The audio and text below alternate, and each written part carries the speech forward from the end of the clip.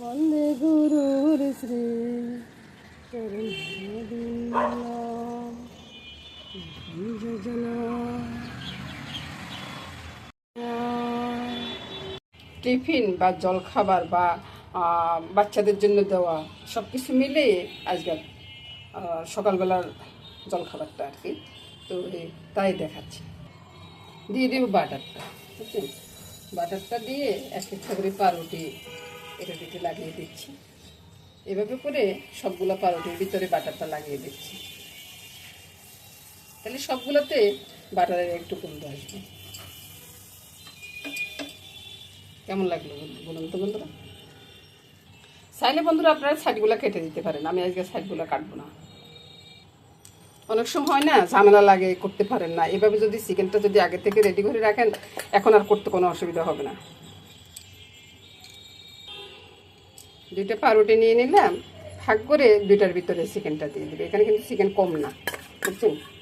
ছোটোবার ওই বাটিটা ইয়ে তো, ওই জন্য মনে হয় যেন কম কম লাগতেছে, আসলে কিন্তু কম না। দুইটাতে সমানভাবে ভাগ করে দিয়ে এভাবে ছড়িয়ে দেব। এই টিফিনটা কিন্তু আমি প্রত্যেক সময় দেখাই। তার মানে এই নয় যে আমি আবার দেখাবো না। আমি যতদিন খাবো ততদিনে দেখাবো, বুঝছেন বন্ধুরা? আপনারা হয়তো মনে করতে পারেন যে প্রতিদিন এটা দেখার কি আছে, দেখার আছে। যারা জানেন না তারা মনে করেন যে এটা বিরাট কিছু, বুঝছেন? আপনি যখন জানা আছে, আপনি একজনের দেখান, দেখে ওনাকে সহযোগিতা করুন, সেটাই বলতেছি আর কি। আপনি জানেন তো কী হয়েছে, আপনি যদি না দেখতেছেন নাই দেখবেন, কোনো সমস্যা নেই রে ভাই। এভাবে করে আপনার বাচ্চার টিফিনও দিয়ে দিতে পারেন, আপনি নিজেও খাইতে পারেন। একটু সস নেব, রেডি হয়ে গেল আপনার বাচ্চার টিফিন বলুন বা আপনার নিজের টিফিন বলুন। বাস, শুভ সকাল বন্ধুরা। রান্নাঘর পুরো সাজানো। কেন সাজানো? আজকে দ্বাদশী ভগবানের জন্য একটু ভোগ হবে, তাই আর কি। এখানে লাউ আছে, ওই যে ছানার বল দিয়ে রান্না করব। আর ছানার বলগুলো কালকে নিজে রেডি করে রেখেছি। লতি আলু, নিচে আলু আছে, আলুটা দেখাতে পারতেছি না, পরে দেখা যাবে। আর এখানে ভাজি আছে নানান রকমের। আর এখানে চালগুলো ধোয়া আছে। সব নিয়ে বন্ধুরা রান্নাবান্না শুরু হয়ে গেছে। জল সম্বাদ দিয়ে ডালটা বসিয়ে দেব। হবে মুগ ডাল, বুঝলেন? জলে যখন বলক চলে আসছে, মুগ ডালটা ঢেলে দিচ্ছি। করে রান্না করে চলে আসছে, বুঝছেন? এখনো কোনো কিছু গোছগাছ করা হয়নি বা ঠাকুর ঘরও এখনো যায়নি। রান্নাটা বসাই দিই, তারপরে ঠাকুর ঘরে যাব, ভগবানের নমস্কার করব, সন্ধ্যা করব। আগে ভগবানের পাঠটা বসাই দিই। আপনারা কি বলেন?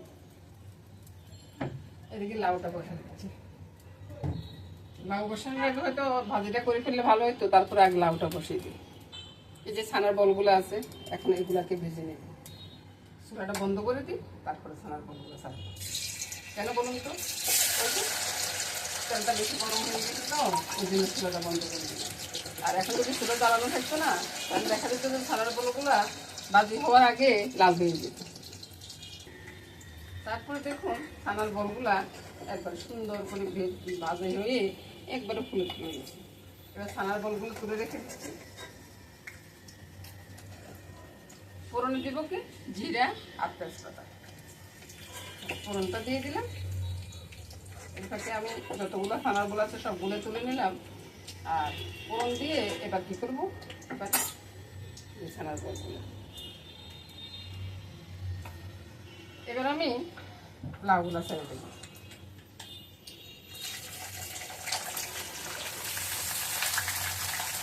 তারপরে লাউ দেওয়া হয়ে গেলে লাউর ভিতরে বন্ধুরা হলুদ, নুন, চিনি, নুনটা একটু কমে দিলাম, কারণ এটা একবারে ঝোল হবে না তো, সবে দিয়ে দিলাম। এবার একবারে নেড়ে ছেড়ে ঢাকা দিয়ে রেখে দিলাম। আপনাদের তো বলতে বলে দিচ্ছি, একটু কালো গোলমরিচ দিয়ে দিচ্ছি, বুঝছেন? এবার নেড়ে ছেড়ে ঢাকাটা দিয়ে দিব। ঢাকা খুলে ছানার বলগুলো দিয়ে নেড়ে ছেড়ে নামিয়ে নিব। আর ধনিয়া পাতা দিব। ধনিয়া পাতা না দিলে কিন্তু হবে না। ঢাকাটা দিয়ে দিলাম, নেড়ে ছেড়ে দিয়ে এবার আমি ছানার বলগুলো ছেড়ে দিলাম।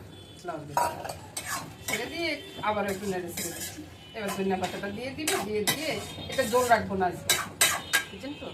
জল রাখবো না, তারপর নামিয়ে দেবো।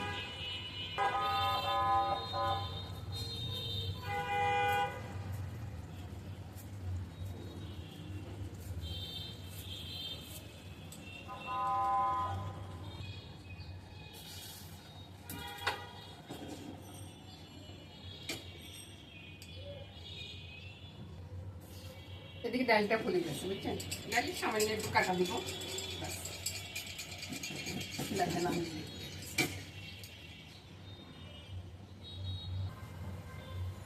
লাউ তরকারিটা হয়ে গেছে। এবার বন্ধুরা ভাজিগুলো করবো বুঝছেন, ভাজিগুলো করার পরে অন্য বসে যাবে, আর লতি দিয়ে আলু দিয়ে রান্না করবো সেটাও করে নেব। মুগ ডালের দিকে নুন হলুদ কিন্তু দিই নেই, নুনটা দিয়ে দিলাম। এখানে আমি কোনটা কিরকম হবে সেটা বলবো না, কারণ ভগবানের জন্য পাক করতেছি, সেটা বলা যায় সেটা আপনারা কি বলেন। আর একটু চিনি, আর এটা একটু ধনিয়া পাতা দিব, ধনিয়া পাতা দিয়ে নামিয়ে দিচ্ছি।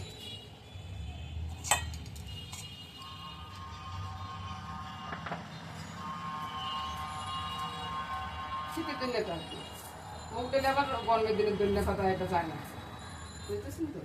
শীতের ধনিয়া পাতা দিয়ে লাউ যেমন শীতের ধনিয়া পাতা ছাড়া হয় না, মুগ ডালে তেমন।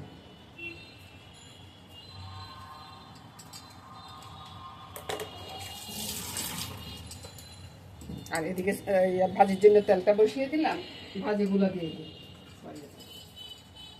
ঠিক আছে না? একটা একটা করে হয়ে যায়।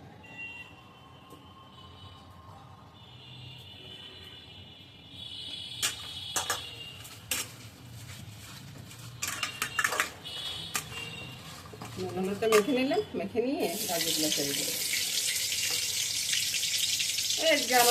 আমি সবসময় বলি যে আমার সবসময় সামান্য আয়োজন থাকে, আমি অত বাড়াবাড়ি আয়োজন করিও না বন্ধুরা, আর বাড়াবাড়ি এখন আর পারি না, সেই জন্য ভাজি হতেইছে অনেক জলে বরফ চলে আসছে বুঝছেন, অনেক জলে বরফ চলে আসছে, অনেক জলের মধ্যে কিন্তু আমি একটু তেল চিনি নুন সবে ছেড়ে দিচ্ছি, এলাচি তারপরে তেজপাতা সবে আছে। এখন শুধু এটা ফলার মতো হবে, এটা মাছ ধরাবো না। আপনারা ছেলে এভাবে করতে পারেন বন্ধুরা, অন্যটাও এভাবে করে নিলে একটু সহজ হয়ে যায়। হ্যাঁ, একটু জুম করে দেখাই, দেখাতে যে অনেক উপরে উঠে গেছে বুঝছেন, সবগুলো ভাজি হয়ে গেছে বন্ধুরা।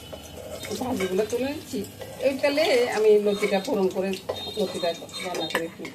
আজকে অনেকদিন পরে, অনেকদিন আমার মনে হয় আমি কালে আমি কোনো সময় ভগবানকে লতি তুলে করি।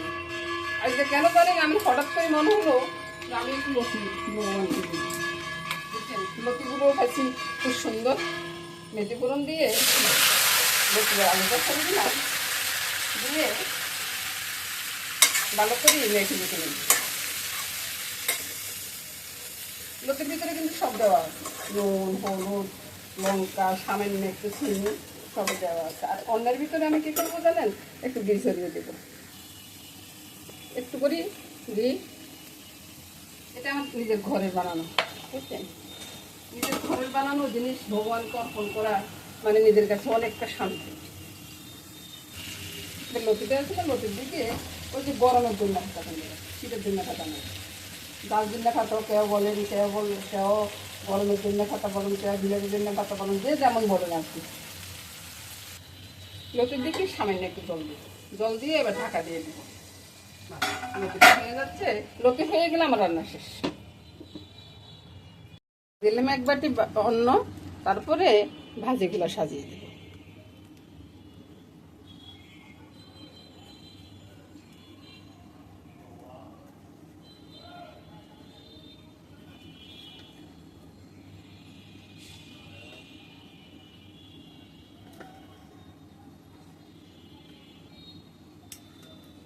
তারপরে সাথে আছে ডাল, তারপরে ওই যে লাউ তরকারিটা, আর লতিটা হচ্ছে হওয়ার পরে লতিটা দিয়ে দিব। এখন আমি ভগবানের উদ্দেশ্যে নিয়ে যাচ্ছি বন্ধুরা। বন্ধুরা ঢাকাটা তুলি, ঢাকাটা তোলার পরে কাঁচা লঙ্কাটা দিয়ে দিলাম, একটু তরকারি দেব, এই যে দেখুন হয়ে গেছে, একটু করে দিয়ে দিলাম। চলো জয় গোবিন্দের নাম নিয়ে গোপালের সামনে নিয়ে যাই। রান্না করে নামানোর পরে পূজার ঘরে নেওয়ার পরে বাদ বাকি যেটা আছে সেটা দেখাচ্ছি বন্ধুরা। এটা দিয়ে আজকের দেখলেন তো অন্নগুলো কত সুন্দর হয়েছে। আর এটা দিয়ে আজকের রান্না বান্না শেষ করলাম বন্ধুরা। নমস্কার বন্ধুরা, সবাই ভালো থাকুন, সুস্থ থাকুন, সুন্দর থাকুন বন্ধুরা, এই কামনাই করবো। আগামী দিনে আবার দেখা হবে।